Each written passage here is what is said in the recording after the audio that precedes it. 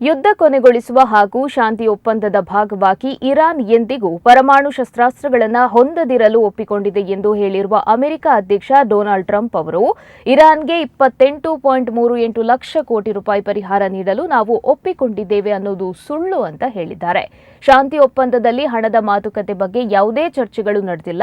ಇರಾನ್ಗೆ America 28.38 lakh ಕೋಟಿ ರೂಪಾಯಿ ಪಾವತಿಸಲಿದೆ ಎಂಬುದು ಡೆಮೊಕ್ರೆಟಿಕ್ ಪಕ್ಷದ ಮುಖಂಡರು ಹರಡಿರುವ ಸುಳ್ಳು ಸುದ್ದಿಯಾಗಿದೆ ಎಂದು ಅವರು ತಮ್ಮ ಸಾಮಾಜಿಕ ಮಾಧ್ಯಮ ವೇದಿಕೆ ಟ್ರೂತ್ ಸೋಷಿಯಲ್ನಲ್ಲಿ ಬರೆಕೊಂಡಿದ್ದಾರೆ.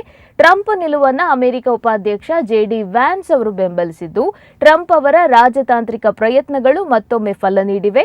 ಇರಾನ್ ಪರಮಾಣು ಶಸ್ತ್ರಾಸ್ತ್ರಗಳನ್ನು ಅಭಿವೃದ್ಧಿಪಡಿಸದಂತೆ ತಡೆಯುವುದು ಒಪ್ಪಂದದ ಪ್ರಮುಖ ಉದ್ದೇಶವಾಗಿದೆ ಅಂತ ಹೇಳಿದ್ದಾರೆ. ಇರಾನ್ ಎಂದಿಗೂ ಪರಮಾಣು ಶಸ್ತ್ರಾಸ್ತ್ರಗಳನ್ನು ಅಭಿವೃದ್ಧಿಪಡಿಸುವುದಿಲ್ಲ ಎಂದು ಟ್ರಂಪ್ ಅವರು ಮೊದಲ ದಿನದಿಂದಲೂ ಹೇಳುತ್ತಾ ಬಂದಿದ್ದಾರೆ. ಅಮೆರಿಕ ಮತ್ತು ಟ್ರಂಪ್ ಅವರನ್ನ ದ್ವೇಷಿಸುವವರು ಶಾಂತಿ ಒಪ್ಪಂದ ತಡೆಯಲು ಸಾಕಷ್ಟು ಪ್ರಯತ್ನ ಮಾಡಿದ ಹೊರತಾಗಿಯೂ ಒಪ್ಪಂದಕ್ಕೆ ಸಹಿ ಹಾಕುವ ನಿಟ್ಟಿನಲ್ಲಿ ಟ್ರಂಪ್ ಅವರ ಪ್ರಯತ್ನಗಳು ಅಮೆರಿಕ ಜನರಿಗೆ ಮತ್ತೊಮ್ಮೆ ಲಾಭ ತಂದುಕೊಟ್ಟಿದೆ ಅಂತ ವ್ಯಾನ್ಸ್ ಅವರು ತಿಳಿಸಿದ್ದಾರೆ. ಶುಕ್ರವಾರ ಸ್ವಿಟ್ಜರ್ಲೆಂಡ್ನಲ್ಲಿ ಶಾಂತಿ ಒಪ್ಪಂದಕ್ಕೆ ಸಹಿ ಹಾಕಲು ಅಮೆರಿಕ ಇರಾನ್ ನಿರ್ಧರಿಸಿವೆ ಎಂದು ವರದಿಗಳು ತಿಳಿಸಿವೆ. ಆದರೆ ಸ್ಥಗಿತಗೊಂಡಿರುವ ಇರಾನ್ನ ನಿಧಿಗಳ ಬಿಡುಗಡೆ, ಹಾರ್ಮಜ್ ಮೇಲಿನ ನಿರ್ಬಂಧ ಸಡಿಲಿಕೆ ಸೇರಿದಂತೆ ತಮ್ಮ ಷರತ್ತುಗಳನ್ನು ಪೂರೈಸಿದರೆ ಮಾತ್ರ ಒಪ್ಪಂದಕ್ಕೆ ಸಹಿ ಮಾಡುವುದಾಗಿ ಇರಾನ್ ಪಟ್ಟು ಹಿಡಿದಿದೆ.